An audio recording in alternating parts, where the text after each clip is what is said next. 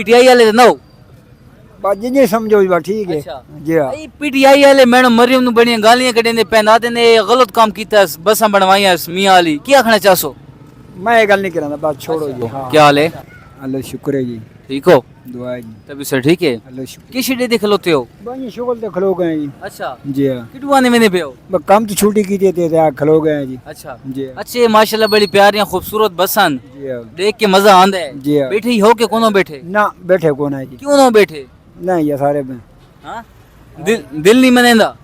क्यों असा किरे वहना नहीं असा ये सही गारे बता असा किरे वहना अच्छा जी हाँ वैसे अच्छी गाल है गलत गाल है क्या आखना चाहो नहीं ये अच्छी गल नहीं है गैर हाँ अच्छी गल नहीं है गम अच्छा क्यों बस हर कद अपने दिल की गल है नहीं ये हुन बसां जो आईयां ने इतनी हजारों बंदे वेंदे पैन अच्छी गल कोनी ना जी क्यों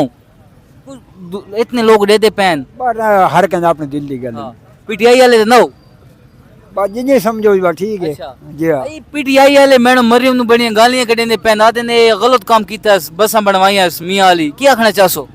मैं ये गल नहीं कराना बस छोड़ो जी हाँ अच्छा हाँ लेकिन ये अच्छी गल नहीं जी हाँ हाँ अगर मैडम मरियम थोड़ी वीडियो देती पई होवे क्या आखना चाहो मैं कुछ नहीं आख सकता अच्छा तुसें ये तादे पे भी अच्छी गल नहीं बस हाँ हर कद अपने दिल की गल जो मर्जी जेड़ा बंदा जो वहां ते वेंदा 100 200 300 रुपए किराया देंदा 20 रुपए फिर आसी अच्छी गल नहीं वो हर कद अपने दिल की गल है नहीं उस थोड़े जी समझाओ ना क्यों दिल दी गल है बाबा जी, अच्छी शैयन प्रमोट करना चाहिए नहीं करना चाहिए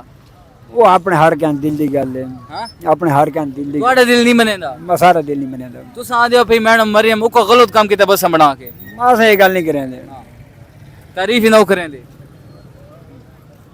ए भाई चाचू खुश कौन मैडम मरियम तो बस छोड़ो